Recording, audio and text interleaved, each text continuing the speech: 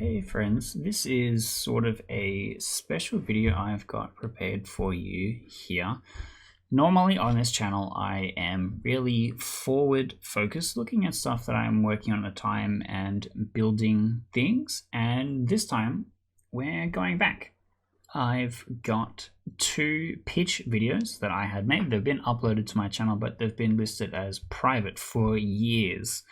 And I wanted to go back and have a look at these basically forgotten designs that were pitched to other people and have a look at how things have changed since then. This first one was a pitch for a design competition from Red Genie Games called Tinderbox, and the idea was to create a game similar to Castles of Kalira, but additionally you would be putting meeples on top of the pieces to activate effects. And well, let's have a little bit of a look. Hey guys, this is my submission for the Red Genie Games microgame for Tinderbox. Current components are sitting at 18 cards of 2 types and 8 meeples, 2 for each player. We've got 4 different hero cards which are assigned to each player at the beginning of the game, and then we've got the structure cards which manage the gameplay of the game. First of all, big sniff, you know it's definitely still me. What's interesting about this is that you can see the 2 games that really inspired this creation. The first being Stew. Stew was really important to me because it was an 18 card game that had just a bunch of cards that sat there and reminded you about things, which I thought was really interesting. With this, I believe the heroes are something similar, and then the rest of the cards are kind of like the structures and buildings from memory. First, to set up the game, each player is assigned a hero at random, and then that hero determines what their secret victory condition is. Also, you obviously can't see it in this frame, but the actual cards themselves are designed using Magic Set Editor, which is still a tool that I use today, but it's not really something that I like to be public for facing. I like try and avoid people actually seeing like the dodgy looking prototypes. We've got the 4 of them here.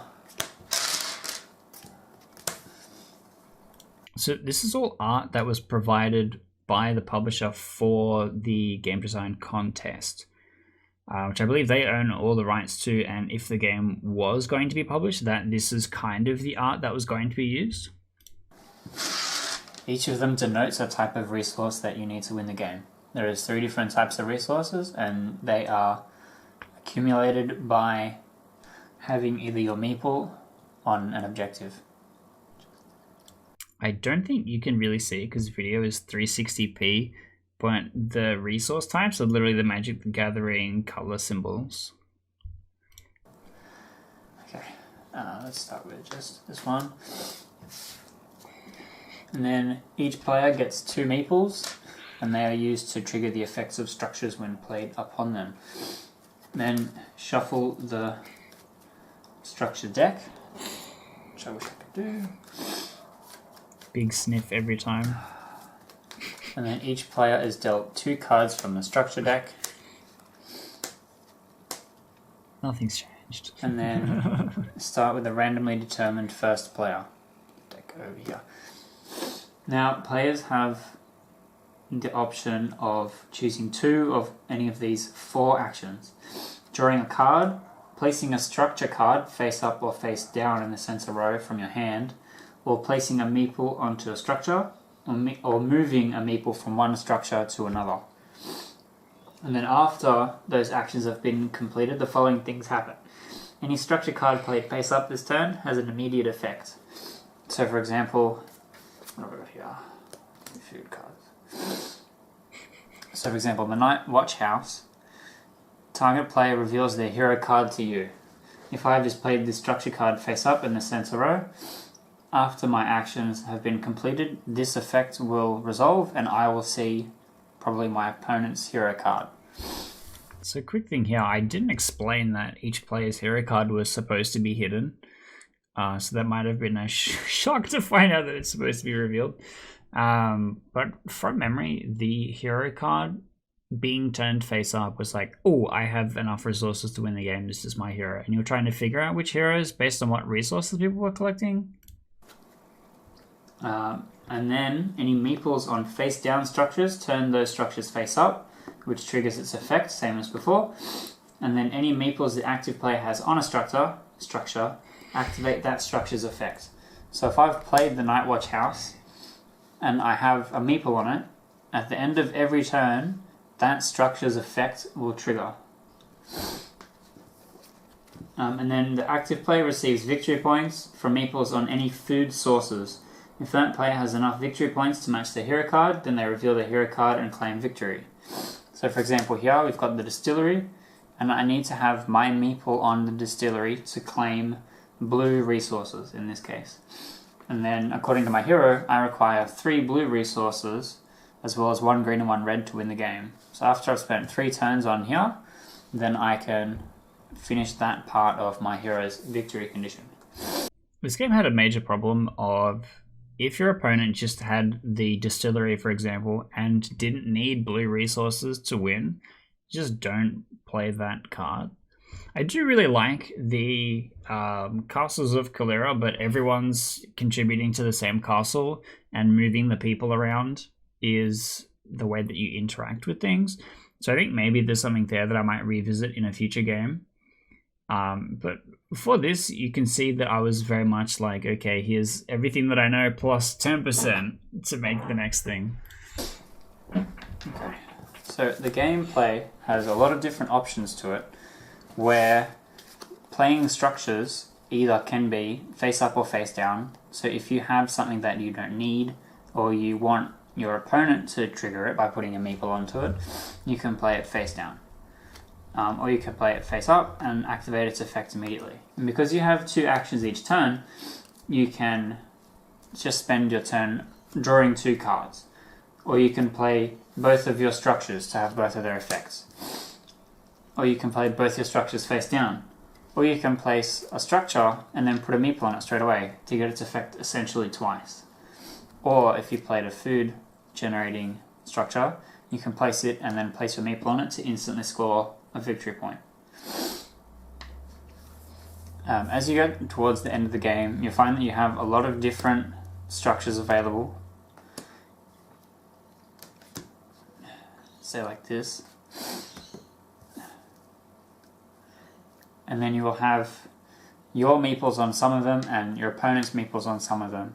And some of the strategy comes down to managing what your opponent is able to generate from their meeples, removing them using your meeples to trigger additional effects. For example, using Joe's House of Knuckle to return player 2's meeple back to the hand to stop them from scoring an additional victory point from this source this turn.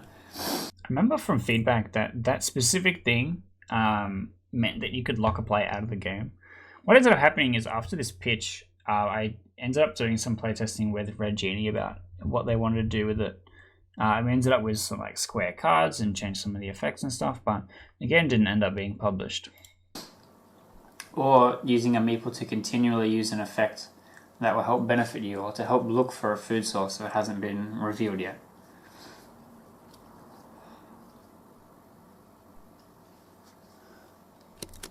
I just trail off. That's it. You know, the end. It's kind of funny because I think that was my very first pitch video that I ever did. I was just kind of like, hey, this is the game. Okay, goodbye. It's funny to know that some things absolutely haven't changed. My hay fever is still terrible, like just all the time. I'm just still sniffing through pretty much every video these days, which is a bit rough. But some of my camera quality has gotten a bit better. That was recorded on my handy cam, I think, which I still use. And then this one's recorded on my phone camera, and I've since got a better phone camera, which does help with some of this stuff. But here we are on to the next one. This is Galactic Cartel, which is a social deduction game. So you can see the 2 different era here, right? The 18 card era and now the social deduction era. This one has the same thing with the placeholder art, except this time the art is just like all stuff off Google, and it's all Star Wars themed. So obviously I don't have the IP. Obviously this was just put there to help communicate to the publisher what the kind of a thing could be. the theme is really pasted on. It just wasn't that important because the mechanical idea was what was the thing that I was trying to pitch. Hey there, this is a proof of concept video for project named Galactic Cartel. It is a social deduction game with a day phase and a night phase, but no moderator. This is a look at all of the components that are in the game. It's currently with a Star Wars theme, just because it was really easy to use those art assets. Filming on a playmat on my bed with my phone, with the torch on the phone turned on, is probably not the best way to show something else, especially when it's late. Like, look at this big glare. I'm just going to quickly run through the different parts of the game and what they do, and then I'll quickly walk through what some of the gameplay looks like. First up on the top left, we've got the first player token. Doesn't necessarily need to be a card, it's just an easy placeholder for me to use. What it does is the day phase and the night phase will start and end with a different person so that there is no first player bias. Which I'll get back to how that will work in a minute. We've then got Skillful Block and Assassinate. Part of the Rebel Infiltrator is abilities that they move the Assassinate card around, and the Bounty Hunter is able to do the same. And this replicates the equivalent of a werewolf killing at night, where they would wake up and select a player and they would die. To remove the need for a moderator, they move this card around. It would be face down in the center, and each of them can move it depending on where they... I think I picked a really weird place to start explaining this game. Probably more interesting thing to start with would be the fact that there's 3 different factions in this social reduction game. The evil team is the biggest one. The good guy, there's only one of them, and then there's a random neutral guy that has a different separate objective.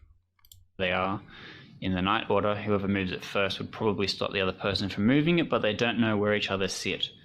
So that means that whoever's first will probably get a go at it, but because the first player will move slowly around the table every night, that this person could change. We've then got Skillful Block. If you receive the Assassinate card, but you also have the Skillful Block card, you will not die. However, if you have the Assassinate card but not Skillful Block, you will die and join the dead team, which I'll get back to later. We've then got the Bounty Hunter mark, which is the Bounty Hunter's main victory condition. Talking about a card, better point at it. All they have to do is collect all 3 of them in hand. However, any other player that has a Bounty Hunter mark in hand will not be able to bid during the bidding phase. Now, the bidding phase, and what all of this money is for, is rather than... So I pointed out what it does. I didn't say why it does that. The core gameplay loop in the night phase is that you get to see like 1 or 2 cards from a different player's hand, and the bounty hunter is looking for the bounty hunter mark. That's their objective. If someone has not bid during the day, like they just straight up pass immediately, you're suddenly like, oh, this person might have a bounty hunter mark. I'm interested in investigating them. Everyone voting to execute, for example, in Werewolf, people will say, hey, I reckon this person is a werewolf, and everyone else will go, yes, probably. They will all use a show of hands or a thumbs up, depending on where you are, in order to vote for that person to die. Instead, in this game, people will be using the money in their hand to bid as if it was an auction on who that they want to kill. This also will tie into the victory condition at the end, because if the Rebel Infiltrator is executed through vote or an assassinate at night, all of the gangsters will trigger the endgame condition, but only one of them can win, and the one that wins is the one that has the most money. And we also have down here all of the space junk, which is the nothing card in your hand, because part of the game is trying to sculpt a perfect hand. You might be trying to replace it with more credits, move around the block card, get rid of the bounty hunter marks that you have, and you're trying to get the most money that you can, either so that when the game ends you win as a gangster, or so that you're able to have a higher bidding power to get people killed. And because the Rebel Infiltrator and the Bounty Hunter don't care so much about having a lot of money, that they're able to use it to have a higher bidding power in order to stay in the game. However, the gangsters will... I know that's a lot right now, and I've not explained the turn phases, the actual gameplay structure of a turn, or any of this kind of stuff. I just kind of explained what things are. I don't know that's necessarily the best way to go about it. hopefully find out who these people are and try and convince each other to work together. The theory is that in a 9-player game, you would have 7 gangsters and then 2 other players, the rebel infiltrator and the bounty hunter. The 2 other players will be trying to outbid onto one person, but then you'll have 7 people bidding low together, and that's how it balances out. So the way the game is set up is, and I'll move me use my active hand, move some of this stuff out of the way. Amazing filming So quality, by the show way. you what a start will look like. Sweep this away. So let's say we've got 5 players, 6 players, which is our minimum. It'll look like this. Could be me forgetting to play count my own game. Sorry, I don't have a film rig. This is kind of my best effort. And what will happen is, you see my big pile of junk around here. They will be dealt cards that will include stuff like money. It could be bounty hunter marks. It could be space junk. Let's say this is, for example, what our hero has. Now, at night, before I get to specifically how a night will work, players will be swapping a card, but they will have these 5 cards in front of them. This is your hand during the game, but during the night phase, all these cards are face down, and they are things that other players can interact with. So during the night phase, everyone will close their eyes, but because there's no moderator, each person will move around. Okay, so before I designed this game, I made another game which basically had like 2 main things that kind of persisted. The first one was there was no moderator, but you would complete your night actions and then tap the next person on the shoulder. And when the first person got tapped, they said, "Hey, look, everyone's done," which I thought was an interesting way of making things moderatorless, but you like basically just do your own action. But additionally, in that game, you would always have one other person awake at the same time, so no one could really cheat because like no one was singularly awake. In this, I did away with that. Like each person is okay. I look at 2 things, I put it back, I have my turn, and then pass it on to the next person. The other thing that predecessor game had was just a whole character role, which was like I reveal myself to another person. Which, like, as far as a werewolfy type of game goes, was really interesting. But with this, it was just like your character role is just mixed up amongst the other junk in your hand. Like, this card could be $1 million. This card could be who I am as a person. So I thought it was an interesting way of redoing how you find out things about people. Not move like as in get out of your chair, but who is awake will move around the circle. And the first person who is got the first play marker will wake up, do their night actions. They will select 2 cards from either one neighbor or cards in the center to look at, and then to swap one of those cards. If they see an alignment card, which is like the gangster, bounty hunter, the infiltrator, they can't swap those cards, but they can swap money, bounty hunter, mark, space junk, the assassinate card if they see it, or the skillful block card. And in doing so, you might be able to go, oh, I'll get rid of this. Now I have slightly more money, or whatever. That's what the gangster is going to be trying to do. The rebel infiltrator probably wants to try and move the assassinate card from the center of the table onto another player in order for them to be killed in the morning. However, if that person is after you in the night sequence, they will see the assassinate card in their hand and then be able to move it to one of their neighbors. All the gangsters can only interact with their neighbors. But talking about strategy in the middle of trying to explain the game. The infiltrator and the bounty hunter can interact with anyone. Yeah, so once you've done your night action, so let's say the infiltrator's woken up, they'll swap their card, that's kind of all they're going to do. Then they will tap the person next to them on the shoulder, which in this case would be the bounty hunter, and then they will close their eyes. And then the bounty hunter's going to do the same thing. They're going to wake up. So I'm going to stop this here before I die of cringe, but this is really poorly explained by me. However, fortunately, when I did ship this off, this was something that was... a friend of mine, Steve D, had basically said, hey, there's a guy looking for specifically a social deduction game. And Keith, you're the social deduction guy. Do you want to make something and pitch it to him? And it was like, this is generically what they were looking for. And so I made this up. I made this video, which was kind of just walking through everything, but I had a Google Doc, which was like the exact rule set and like actually explained a lot better than this was. And I actually did playtest this a few times. I did really enjoy playing this. It's something that I might eventually come back to. It was going to be what I made after Spaceship Redoubt, but it ended up being dropped. And it might be something that I come back to in the same way that Tinderbox could be a really interesting way to come back to Castles of Kalira and do a sequel.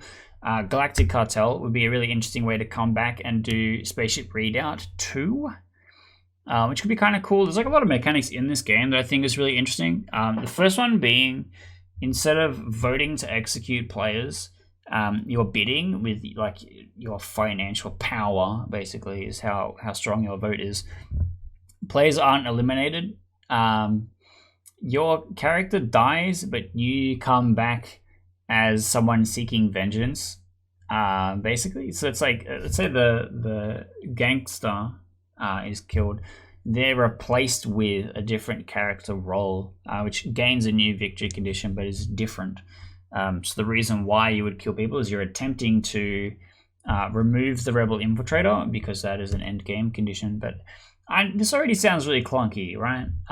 So some of this stuff I would probably streamline and strip down and find a new way to implement that. But as you can see, the quality of the video is not great.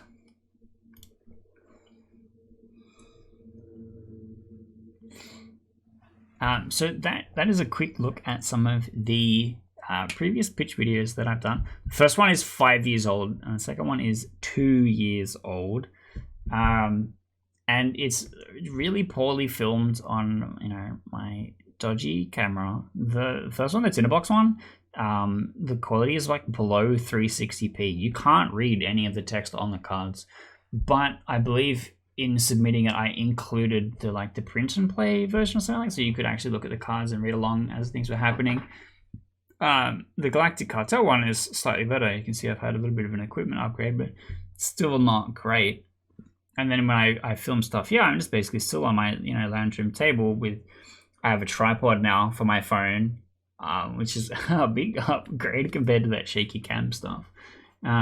But it is interesting, and I think it's something to look back on and go, okay, this is what I've done in the past. Both of these games didn't go anywhere, and I can steal ideas. I could take mechanics from these and rebuild them into something new.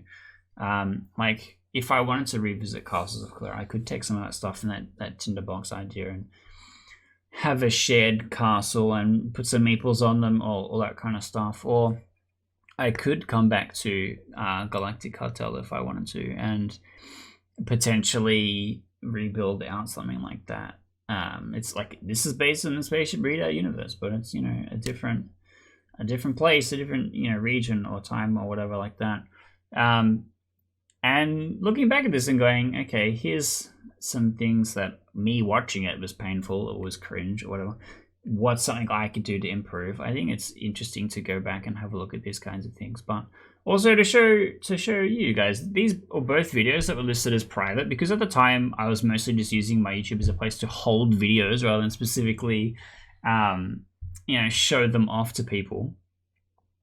And now I am doing a video every day, so I am actually doing this kind of stuff. I not too long ago did a pitch for Murders at Two Words Manor to be entered into a competition. I talk about the game. I wrote out a script for that, and everything filmed my face, something like this, right? Just kind of talk about what's going on. And I think seeing that growth in my career is kind of interesting, and I wanted to share that with you guys, the viewers. Seeing what's going on, seeing some of the ideas that, you might have looked at this and gone, wow, that's the coolest thing ever.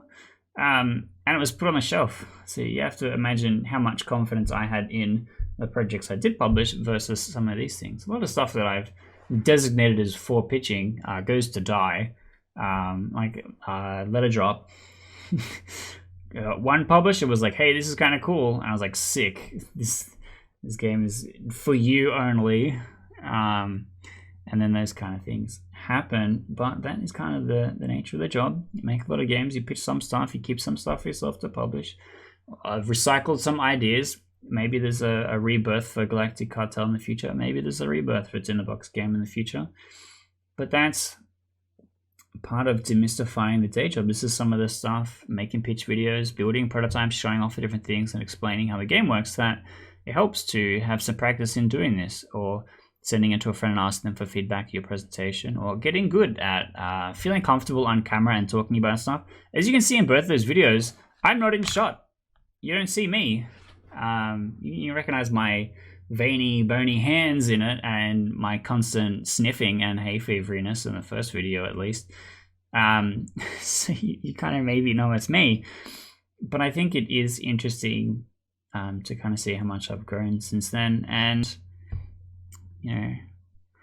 see what it's like. If you thought this was interesting, I do have a lot of other board game related content, a lot of board game dev related content. I'm currently doing a podcast that's about the day job, so if you're an aspiring game designer, definitely worth checking out that podcast. It's with Steve Deves, another great Australian game designer, as well as a lot of other stuff. I do Magic the Gathering, Marvel Snap, a lot of Pokemon content. I think a lot of that stuff is worth checking out, because I've been taking YouTube pretty seriously lately as a way to help bring exposure to the career and exposure to the lifestyle of a game designer, because there's a lot of things that comes into the skill set for doing that. So stick around, hit that subscribe button, check out some of the other stuff that's on the channel, and hopefully it'll spark something in you for you to want to create something.